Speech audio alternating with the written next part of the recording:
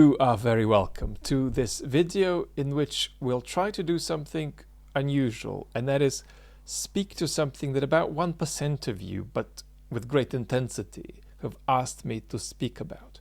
So what I'm going to try and do is make it relevant to all of this community by putting the biggest context on it, which means we're not going to be talking about a Russian anti-Putin, anti-war TV channel that has got into trouble in Latvia. We're going to be talking about how the West might react to oppositional anti-war Russians, how the West might react to oppositional Russian journalism that's now based in the West, and how we might react as we get ourselves involved in the conversation about what else we might need or not need to reject about Russia beyond just rejecting the Putin regime, which this community does. So I want to start by saying something very basic about what it means to reject Russia beyond the Putin regime.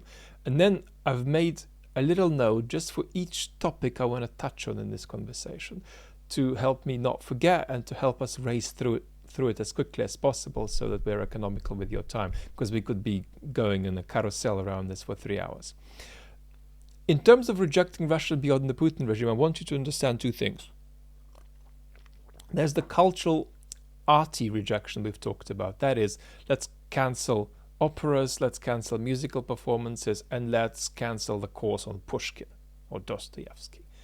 We've discussed why that's a bad idea. There's a multiplicity of reasons. One of them is that that's European culture, so we're Europeans canceling European culture. That doesn't make any sense. But there is a second way of rejecting Russia beyond just rejecting the Putin regime, and that is to, in the broadest terms, reject the Russian state. Now, what do I recommend you to feel about that?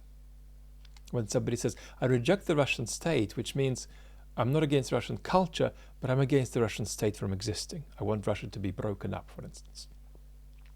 Well, I'm not going to tell you what to think about that. I think you should work that out, at least for the purposes of this conversation. But I'm going to tell you how you should work it out. And that's that you should work it out politically. It's impossible to do what a lot of Ukrainians who are vocal about this online want you to do, which is to say, I am against the Russian state existing as a moral position. You cannot be simply morally in favor of the Russian state existing or simply morally against the Russian state existing. That has to be a political position. If you're against the Russian state existing, that's not a moral claim. There has to be a political story there which says, well, the breakup of the Russian state is more possible than we think. Here is why it would be good. Here is what mechanisms, what locations could drive that process. And then off you go and you're going to be good. So let's say something about Dozhd's position. Dozhd is this TV channel that has been in the news because it's got into trouble in Latvia.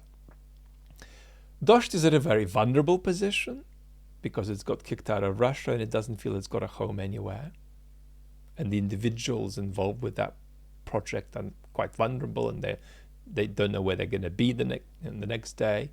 But if you abstract away conversations about who had the financial stake in Dozhd, how Dozhd was founded, what people connected with Dozhd have ever said, and I think it's reasonable to abstract that away actually, you end up with a question, what's been Dozhd's editorial policy? And it's been from the beginning a consistently anti-Putin policy.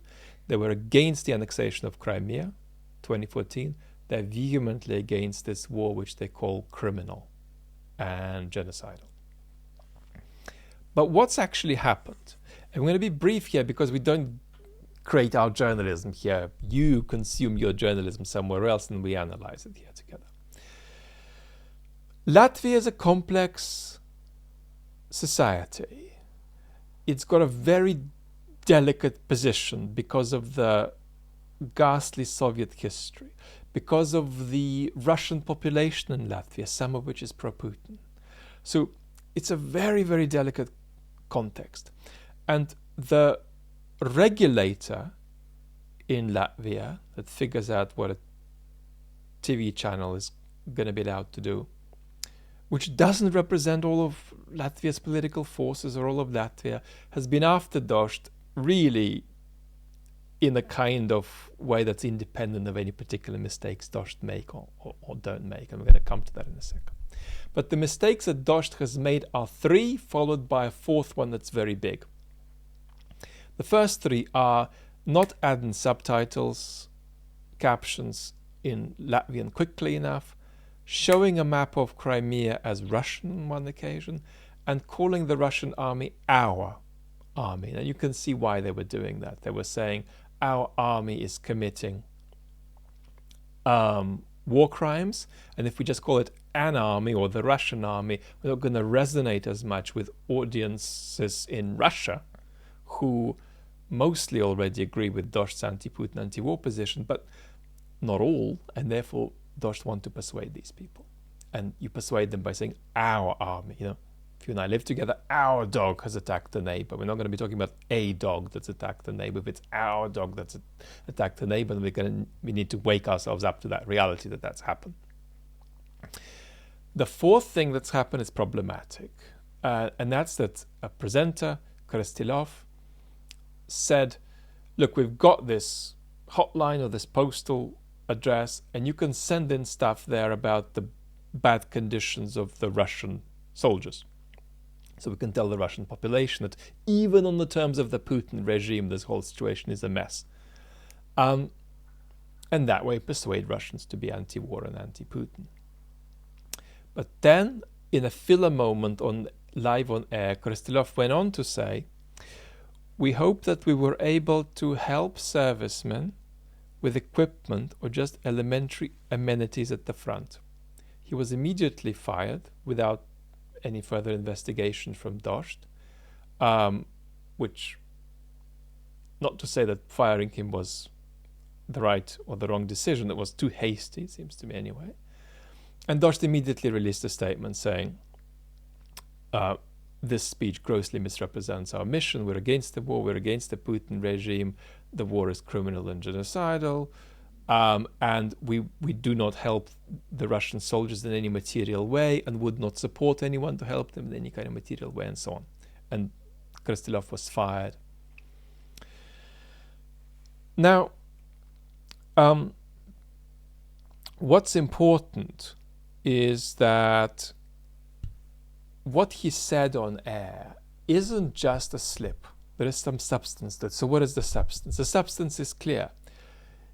He was trying to do an absolutely valid task, which is wake Russians up to the ghastliness of the war, and the Russians who are undecided aren't going to be woken up by being told that they're just supporting genocidal brutality, that they are evil. So Dozhd were appropriately engaged in this kind of activity of trying to hook Russians. And this particular presenter went further than others would go, and himself believed that that probably was a very unfortunate thing to say. Certainly the entire Dozhd hierarchy believed that was a catastrophic thing to say. And he got fired because they felt, well, even if this was him saying something he really doesn't want to say and misrepresenting himself, is such an awful thing to say that, you know, it's you know, a case of sort of starting a fire. Even if you started it by accident, it's a big problem that you started a fire. But it's not just speech that's misspeak. There's a substance to it, and the substance is working, you know, hands-on with the Russian population. But you can see how that kind of work, when it's done from Latvian territory, could be a problem. Yeah, we're going to come to that in a second. The Latvian defense minister said, let's kick Dozhd out, and the regulator has found that Dozhd is quote-unquote a threat to national security. And the Latvian government is investigating if there's any substance to what Dozhd, you know, presented us with when there was this misspeak live on air. Now I want to borrow something from Vladimir Pastukhov, a wonderful commentator on Russia, who said, look, what we've got here is a situation where Dozhd would be accepted in Latvia if it was a Russian language Latvian channel. But Dozhd cannot quite be accepted in Latvia if it's a Russian language Russian channel which says we're not starting with the interests of Latvians, we're starting with the interests of Russians. And hence, we're going to speak in any way we deem fit about issues like the conditions of Russian conscripts, so as to wake the Russian population to the realization that this war is a calamity. Let me give you a bit of context about Latvia now and why this is so sensitive. There's an awful history of imperialism there, and there's depth and trauma and darkness, and that's all emanates out of Russia toward that small country. Moreover, there's a video on my channel, on the main channel, before I regularly made videos, where I talk about Putin potentially invading a country. I think that's a video about 2 or 3 years ago. And the first thing that comes to mind are the Baltics. And that's real. That existential threat was real. It could have been them and not Ukraine. Despite the NATO factor. So Latvians feel that they are actually kind of at war now. And that's not how we feel in Britain. In Britain we feel we're supporting Ukraine, but we're not at war. We're indirectly at war perhaps, but we're not really at war. In Latvia the feeling is different. It's much more existential. And so Dozhd are a platform that is from the enemy side in the middle of a war.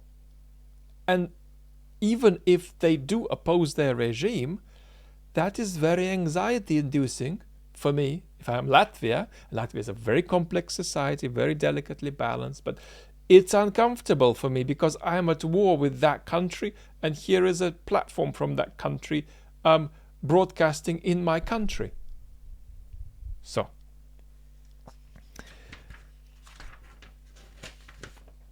I think one of the key mistakes that I want to comment on that possibly Dozhd made, even though it was an impossible situation for them, is to not over-communicate. Because you've got to over-communicate. When you say our army, you could either have an editorial policy that means that none of your presenters ever say that, they say the Russian forces. Or you say, yeah, some of our presenters will call it our army, but dear Latvians, we are working with the Russian population. We're vehemently against the war. Please understand that's why this is going to be the language that we use. Or around the caption stuff. It shouldn't be, it's a technical glitch, we'll correct it and we're sorry, but why are you so worked up about it? It should be, no. We understand the sensitivity and offense here. We want to respect you. We understand how delicate this is. We understand that you feel you're at war with the country from where we've come. So, engagement there. And then a bit of coolness about just saying, look, we're responsible to our audience. And our audience is Russians in Russia and Russia all over the world. And we're not going to over-dramatize with the greatest pathos the difficulty of our situation, which is incredibly difficult. I mean, these people are on the verge of a nervous breakdown. They feel that they've been beaten up by the Putin regime. Now they're in another country and the government is after them again. And it's concerning. And that's why, indeed, all of the foreign diplomats in Latvia have been in touch with the Latvian government. There's been a meeting about this, expressing their concerns. Because the bottom line is, however Dozhd tread the line, whatever mistakes they make, however they fail to communicate, they're anti-war, anti-Putin, and they are the single biggest anti-Putin force in the Russian-speaking sphere, in the Russian-speaking sphere, if you like. So the Russian-speaking sphere of Russian citizens. And so they are a vital force as far as not just journalistic values in the West go, but they're a vital force as far as our national interests go. Because they are the central anti-Putin force in the Russian-speaking sphere, and that is because of their professionalism. That is because they really are more than just a YouTube channel. Now, it's very important just how much falsehood was generated about this. Much of it was outright lying about Dozhd, but most of it was just inadvertent bits of disinformation that have got perpetuated. And those of you who followed the story are probably caught up in a lot of these lies. So one of the many lies was that the editor-in-chief, Tikhon Zitko, was saying pro-Crimea annexation things at the time Crimea was being annexed, which is just absurd because that was not his view. And lots of tweets got retweeted where he was purportedly saying what he wasn't because they were ironic. It was an ironic tweet from him saying, Crimea, welcome to Russia. What he really meant was, look at how bad the situation is. Some of these falsehoods have come out of Ukraine, and it's worth saying something of great value, I hope, to this community about this. Aristovich, who I think shouldn't be criticized for this, said things about Dozhd that were certainly false in spirit and probably false in fact too, and he actually knew what he was doing. Why did he do this? Well, he did this because he is interested in Ukraine winning the war, and anything that serves that purpose he wants. He is interested in maximal cohesion in Ukraine now, and he's interested in his own political career going forward.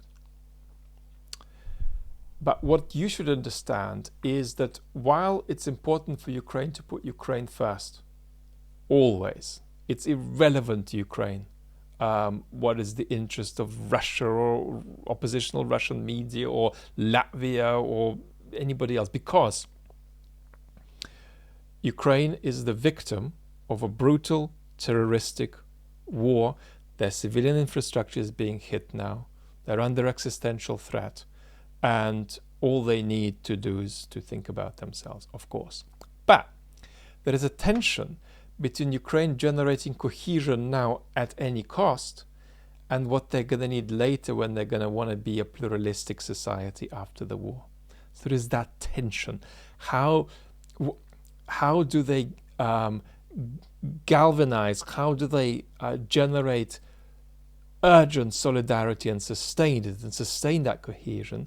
There's a tension between that and sustaining cohesion in a less immediately effective way that then is going to be more compatible with the kind of healthy pluralism Ukraine is going to have to sustain within itself after it's won.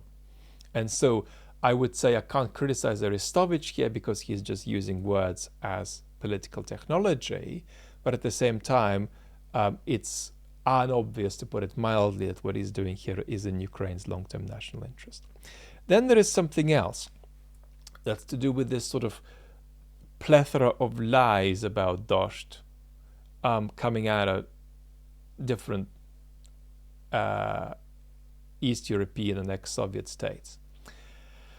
And that's that in the ex-Soviet space in particular, there's also kind of an unfortunate Soviet legacy that they still haven't cleared, and we've got to be realistic about that. That when an ex-Soviet state takes a very clear anti-Soviet position, we've got to support that, we've got to recognize that, we've got to hear them. And that's why it's so important for them to tell us these stories. Look, this was problematic. This was ghastly. This was a form of imperialism. We want to clear that now. Please hear us that we're different and we shouldn't have been forcefully absorbed into this project. So we've got to hear that, but we also got to encourage these countries to have an internal conversation about being anti-Soviet.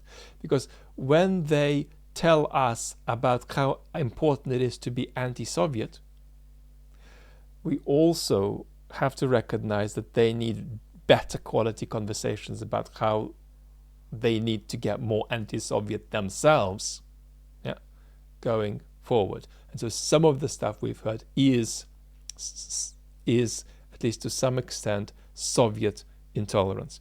The Kremlin reaction has been quite clear. They've obviously said, well, look, it's not just us doing censorship, it's Latvia, it's the whole world, so there's nothing specially wrong with us. Another question arises about realism and compassion. These are the last things I want to say. The realism here is that we cannot expect all the parties involved here to see eye to eye. Ukrainians who are victims of a brutal invasion are really going to have a hard time seeing slowly and closely enough all the minutiae of, the struggles of an independent Russian television channel, oppositional Russian television channel. They cannot be expected to do that.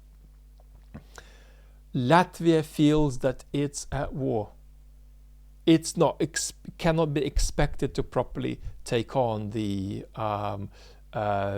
needs of a Russian independent channel, oppositional Russian channel, fairly enough. So all of these parties should not be expected to see eye to eye. They should just get on with doing what they're doing. Ukraine should fight and should be supported even more than it is to defeat the Russian invasion. The concerns of East European countries should be reckoned with by us. And in fact, we should have a very serious conversation about how thinking of them as not being us, as being not quite Europe or a different kind of Europe, is a failure to take seriously the threat that Putin constitutes to all European countries.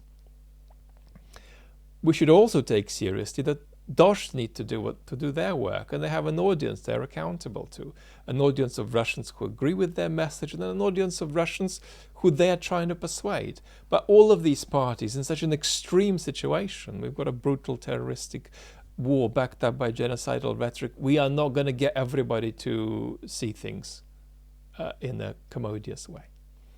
Final comment is about compassion and the Russian troops. What the Russian troops are doing in Ukraine is killing Ukrainians.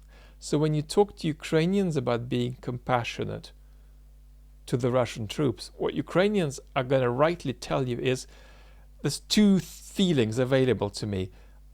Either I want these folks to be kicked out, or I want them destroyed. Kicked out, destroyed, destroyed, kicked out. Other options, I'm not interested, bye-bye. Totally understandable. Now, the situation is different, however, if we are looking from a distance. And if we're looking from a distance, then what we can talk about is a wide economy of sentiment. You can also feel, get them out, get them destroyed. But there's a range of stories there. There are the professional soldiers, there are the folks who are voluntarily conscripted, and then there is young Ivan, who was born in 2003, who lives in some rural village and has a manual job, who doesn't follow politics. And then they come for him and they say, it's either prison or you do this thing that is the right thing to do. He's going to go and do it. He's not going to understand what's happening. He's going to discover it along the way. And what an extraordinary criminal act of political irresponsibility it is from Mr. Putin to pick up these Russian kids like that. Or even Russian men. It's the most extraordinary thing for which no consequence seems too great for Mr. Putin to face. It's absolutely the worst kind of ugly political irresponsibility. We've got to center the war crimes in Ukraine, but we're also going to mention that. So what I can tell you is that any serious public intellectual worth his or her salt would tell you to go there in the direction of feeling compassion to some extent for the Russian soldiers. No intellectual worth their salt will fail to tell you that. But you can put it into a wider economy of sentiment, feel that a bit, while feeling other things too.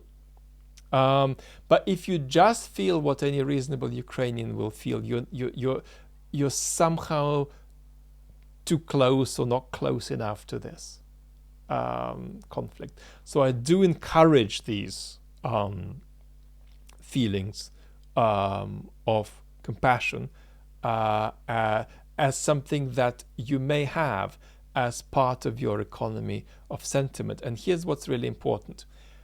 compassion doesn't mean forgetting. Compassion doesn't mean forgiving. Compassion doesn't mean improving. Part of the reason you might be compassionate, these people have been made to be criminals, moral criminals, and potentially even legal criminals. Yeah? So we're not exploring compassion to the Russian military because they're behaving well. We're exploring compassion because they're people who have suddenly become actively complicit in evil. So this is some of the complex moral conversation that's there to be had. For the 1% of you that really wanted this, I hope this brought value. For the rest of you, if you've managed to watch this far, I'm grateful. I appreciate this conversation. Might have been a stretch, and to a large extent a case of saying either too much or not enough. That Putin psychology analysis video from a couple of years ago, before I was a regular on YouTube, I'm going to add here, and I'm going to say lots of love and bye-bye for now.